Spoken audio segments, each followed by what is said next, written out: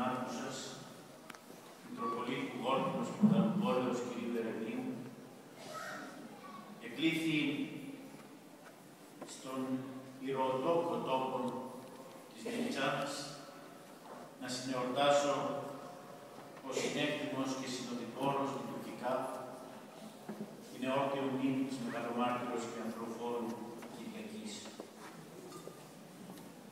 Και μαζί με τις ευχαριστίες μου για την πρόσκληση αλλά και τα φιλόφρονα και αδελφικά λόγια του που ανέφερε αυτή τη στιγμή περί του προσώπου μου, θεωρώ ότι αυτό το οποίο περισσότερο μας ενώνει όλους, και τους επισκόπους και τους κληρικούς και το λαό του Θεού, είναι το μυστήριο της Θείας Ευχαριστίας, που αποτελεί μέσα στην ιστορία την φανέρωση της Εκκλησίας, την ιστορική φανέρωση της Εκκλησίας ως σώματος του Χριστού, που όλοι εμείς, εγκεντριζόμενοι προς αυτό το μυστήριο, καθιστάμεθα ενεργά και χαρισματικά μέλη αυτού του σώματος.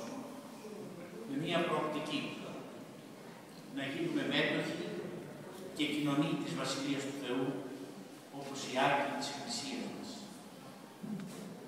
Και να αποκτήσουμε αυτή την αγιότητα μέσα από το ιδιαίτερο χάρισμα που ο ίδιος ο Θεός μας έδωσε από τη στιγμή της γεννήσεώς μας και που το χάρισμα αυτό μας το καταξίωσε μέσα από το μυστήριο του βαπτίσματος και του χρήσματος, της διακονία του λαού του Θεού, της οικοδομής του πληρώματος της Εκκλησίας. Έτσι λοιπόν, βρισκόμενοι όλοι εμείς σήμερα, στη μνήμη της Μεγαλομάρτυρος Κυριακής, εγκεντριζόμεθα γύρω από το μυστήριο της Θείας Ευχαριστίας για να υλοποιήσουμε, να δοξολογήσουμε, να αναπέμψουμε λατρευτικά και ευχαριστιακά τις προσευχές μας προς το πρόσωπο της Αγίας.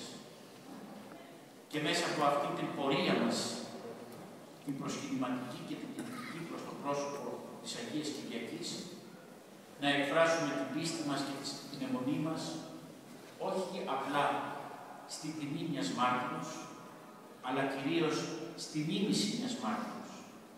Να ομολογήσουμε δηλαδή, όχι μόνο με τα χείλη, αλλά και με την ψυχή μας και με την καρδιά μας και με ολόκληρη τη ζωή μας και την ύπαρξή μας, ότι κι εμείς, μέσα στη σύγχρονη πραγματικότητα που βρισκόμαστε, με όλα τα προβλήματα τα οποία βιώνουμε στην καθημερινότητά μας, αγωνιζόμεθα να δώσουμε μέσα από έναν ανάλογο τρόπο μαρτυρίου τη δική μας μαρτυρία στο μήνυμα του Ευαγγελίου του Ιησού Χριστού. Μια μαρτυρία που για τον καθέναν πολλές φορές εμπερικλεί δυσκολίες, εμπόδια και προσκόμματα, που όμως και ο καθένας από εμάς, μέσα από την προσευχή και τον προσωπικό του αγώνα, καταφέρει ή αγωνίζεται να καταφέρει να ομοιωθεί προς τους Αγίους της Εκκλησίας μας, ακολουθώντας ένα αντίστοιχο και ανάλογο τρόπο μαρτυρίου. Ένα μαρτύριο που πολλές φορές δεν έχει να κάνει μόνο με τους εχθρούς, τους εσωτερικούς, αλλά έχει να κάνει πρώτιστα με αυτά που η ίδια η κοινωνία μας υποδεικνύει και που πολλές φορές επιδρούν αποπροσανατολιστικά από αυτόν τον αγώνα μας για την εν Χριστώ καταξίωσή μας. Είναι όλα αυτά τα ψευδοείδωλα του καταναλωτισμού και του ευδαιμονισμού που η σημερινή πραγματικότητα προβάλλει στον κάθε άνθρωπο και τα οποία λιώνουν και το ήθος του ανθρώπου και την εικόνα του ανθρώπου, αλλά και την ίδια τη ζωή του ανθρώπου. Με αποτέλεσμα, είτε ο άνθρωπος να αποξενώνεται από τη σχέση του με τον Θεό, αλλά και συγχρόνως να καταστρέφει, να αλλοιώνει τη σχέση του με τους ανθρώπους, γιατί εμφολεύει εξαιτίας του ευδαιμονισμού και του καταναλωτισμού η έννοια της χρησιμοθυρίας του ενός προς τον άλλον. από όλα αυτά τα πρότυπα να ικανοποιηθεί ο εγωισμός του ανθρώπου, η φιλαυτία, όπως λέγει ο Άγιος Μάξιμος ο Ομολογητής. Και αντί να αγωνιζόμεθα να θεωθεί το πρόσωπο του ανθρώπου, δηλώνουμε την υποταγή μας προς όλα αυτά τα ψευτοείδωλα, με αποτέλεσμα να τείνουμε να θεοποιήσουμε τα είδωλα αυτά, να υιοθετήσουμε ένα λανθασμένο τρόπο ζωής, που τελικά μας οδηγεί στην αποξένωση και στην απομόνωση, και που τελικά αυτή η ζωή, αυτός ο τρόπος ζωής που μας υποδεικνύεται τόσα χρόνια, να έχει ως αποτέλεσμα τη σημερινή κατάσταση κρίσεως που διέρχονται οι ανθρώπινες σχέσεις των ανθρώπων, οι σχέσεις των ανθρώπων μεταξύ τους, αλλά και που κλονίζεται η ίδια η ενότητα και η συνοχή της ανθρώπινης κοινωνίας. Γιατί ξεχάσαμε ότι ο Χριστός, όταν ανέρχεται στο Σταυρό και θυσιάζεται, προσφέρει τον εαυτό του, όχι για τη δική του σωτηρία, προσφέρει τον εαυτό του για τη σωτηρία των άλλων. Σταυρώνεται εκείνος για να σωθούν οι άλλοι. Σε αντίθεση με ό,τι η σημερινή πραγματικότητα δηλώνει και υποδεικνύει στον άνθρωπο, για να σωθεί ο ίδιος, να απαιτεί τη σταύρωση του συνανθρώπου. Να απαιτεί τη σταύρωση του συνανθρώπου του, προκειμένου ο ίδιος να πετύχει τη σωτηρία του και την καταξίωσή του. Αυτή η αντιθετικότητα μεταξύ του μαρτυρίου των Αγίων και του μαρτυρίου που η σημερινή σύγχρονη πραγματικότητα υποδεικνύει στον άνθρωπο, είναι ακριβώς αυτό που σήμερα βιώνουμε ως ανθρωπιστική κρίση στη ζωή μας. Δεν είναι ανθρωπιστική κρίση το ότι κάποιοι πεινούν και κάποιοι δεν πεινούν. Ανθρωπιστική κρίση είναι το ότι ο ένας άνθρωπος έχει πάψει να σκέπτεται και να βοηθά τον άλλον άνθρωπο. Ανθρωπιστική κρίση είναι η ανατριωμένη και αλλοιωμένη σχέση μεταξύ των ανθρώπων, όπου πλέον έχουν πάψει να αντιλαμβάνονται ότι η ζωή τους εξαρτάται από την παρουσία και τη ζωή του άλλου ανθρώπου, με αποτέλεσμα να μην αισθάνονται την ανάγκη να σταθεί ο ένας δίπλα στον άλλο, ώστε αυτό το βάρος της κρίσης, υπό οποιαδήποτε έννοια και αν εμφανίζεται, να επιμερίζεται και να γίνεται ελαφρότερο.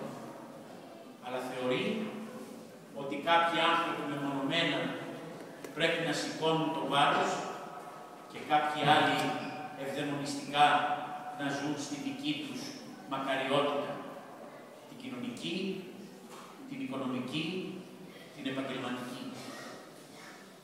Και η Μεγαλομάρτης Κυριακή μας καλεί να αντισταθούμε απέναντι σε αυτήν την ψεύτικη εικόνα ειδόλου που μας υποδεικνύει η σημερινή μας κοινωνία. Μας καλεί να αντισταθούμε, θυσιάζοντας τη δική μας προσωπικότητα. Μας καλεί να πούμε ένα μεγάλο όχι απέναντι σε αυτό που η σύγχρονη πραγματικότητα μας υποδεικνύει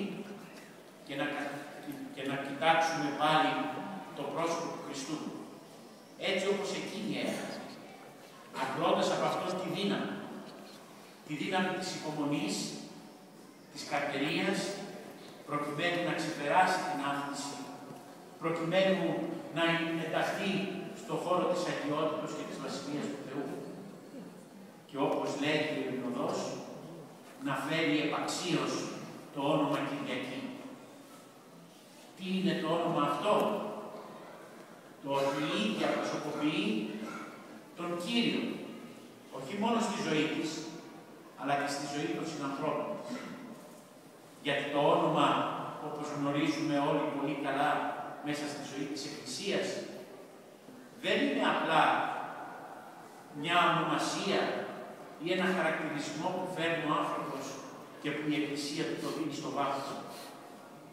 Αλλά όπως εμφανίζεται ήδη από τα πρώτα κεφάλαια της Γενέσεως, το όνομα έτσι όπως το δίδει ο Αδάμ όταν περνούν μπροστά του όλα τα δημιουργήματα του Θεού, δηλώνουν δύο πράγματα. Δηλώνουν το όνομα. Το ιδιαίτερο χαρακτηριστικό του κάθε ανθρώπου, που μέσα από αυτό το ιδιαίτερο χαρακτηριστικό καθορίζει και τη σχέση. Έτσι λοιπόν, η Κυριακή, χαρακτηριζόμενη για το αθλητικό και ανδρείο φρόνημά της, φέρει επαξίωση στο όνομα του Κυρίου και λέγεται Κυριακή και ονομάζεται Κυριακή. Και αυτό είναι το χαρακτηριστικό της. Και μέσα από αυτόν το όνομά της δηλώνει τη σχέση της με τον πραγματικό, αιώνιο, αληθινό Θεό, τον Ιησού Χριστό, αυτόν που σαρκώθηκε στη γη, μαρτύρησε, σταυρώθηκε, αναστήθηκε και έδωσε στον κάθε άνθρωπο τη δυνατότητα να αποκτήσει τα εχέγγυα και τις προϋποθέσεις προς σωτηρία. Αλλά συγχρόνως η Αγία Κυριακή δεν είναι μόνο ότι φέρει το χαρακτηριστικό του Κυρίου, ότι ακολουθεί έναν αντίστοιχο και ανάλογο δρόμο μαρτυρίου, αλλά γίνεται και η ίδια το πρόσωπο εκείνο μέσα από το οποίο φανερώνεται η σχέση της με τον Ιησού Χριστό. Μια σχέση θυσίας, προσφοράς, αγάπης, αποδοχής, μέσα από την οποία σχέση οδηγήθηκε στην κατάσταση της αιωνιότητας. Την ίδια σχέση απαιτεί και από εμάς η Εκκλησία όταν μας βαφτίζει και μας δίνει ένα όνομα. Δεν είναι ότι μας δίνει ένα όνομα με περιεχόμενο κοσμικό. Δεν μας χαρακτηρίζει και δεν μας βαφτίζει με ένα επώνυμο, μέσα από το οποίο θα εδηλούνται ίσως η βιολογική μας καταγωγή. Αλλά μας δίνει ένα όνομα μέσα από το οποίο θα πορευτούμε μέχρι πότε, έως εσχάτω της γης, έως τα έσκατα, που με το ίδιο όνομα, ως βαπτισμένα μέλη του σώματος του Χριστού, θα καταξιωθούμε στον χώρο της αγιότητος και της Βασιλείας του Θεού. Γιατί αυτός είναι ο τελικός προορισμός μας. Αυτός είναι ο σκοπός και ο στόχος μας, όλων ημών, οι οποίοι εντασσόμενοι στο σώμα του Χριστού την Εκκλησία, καλούμεθα να ομοιωθούμε προς τον Άγιο, του οποίου φέρνουμε το όνομα. Καλούμεθα να ομοιωθούμε όχι μέσα από ένα συναισθηματισμό ή μία ψυχολογική φόρτιση. Καλούμεθα να ομοιωθούμε μέσα από μία πορεία ανάλογη και αντίστοιχη με αυτή που ο Άγιος επί της γης και στη ζωή του πραγματοποίησε και που μέσα από αυτήν την πορεία οδηγήθηκε στην κατάσταση της Βασιλείας του Θεού ως Άγιος Ιωάννης. Και λέει χαρακτηριστικά ο Άγιος Ιωάννης ο Χρυσόστομος ότι κάθε φορά που η Εκκλησία βαπτίζει κάποιον και του δίνει ένα όνομα Αγίου και αυτό το όνομα του Αγίου μέσω του προσώπου που βαπτίζεται μπαίνει μέσα στο σπίτι μας, σκηνώνει εκεί ο ίδιος ο Άγιος. Γιατί το λέει? Διότι ο κάθε ένας από εμάς στην προοπτική της πνευματικής του ολοκλήρωσης και της εν Χριστώ τελειώσεώς του καλείται να γίνει Άγιος. Άγιος και τελειωμένος και χαριτωμένος στον χώρο της Βασιλείας του Θεού. Μόνο τότε θα μπορέσουμε να γίνουμε κληρονόμοι και συμπληρονόμοι Χριστού και της Βασιλείας αυτού πολίτες και συμπολίτες. Όταν απομακρύνουμε ή απομακρυνθούμε από κάθε ψεύτικη κατάσταση ειδόλου που μας προβάλλει κάθε φορά μέσα στην ιστορία η πραγματικότητα η κοινωνική. Όταν ενστερνιστούμε τον δρόμο του Αγίου που το όνομα φέρνει. Όταν μέσα από αυτήν τον ενστερνισμό δηλώνουμε καθημερινά την άμεση και ουσιαστική σχέση μας όχι μόνο με τον Άγιο, αλλά και με το πρόσωπο του Χριστού. Και τότε να είμαστε σίγουροι ότι ολοκληρωμένοι εν Χριστώ θα καταστούμε κι εμείς το όνομα του οποίου φέρουμε και εν προκειμένου με τη μεγαλομάρτυρα και αθληφόρο Κυριακή θα καταστούμε κι εμείς πολίτες και συμπολίτες των Αγίων της Εκκλησίας μας στον χώρο της αγιότητος και της Βασιλείας του Θεού.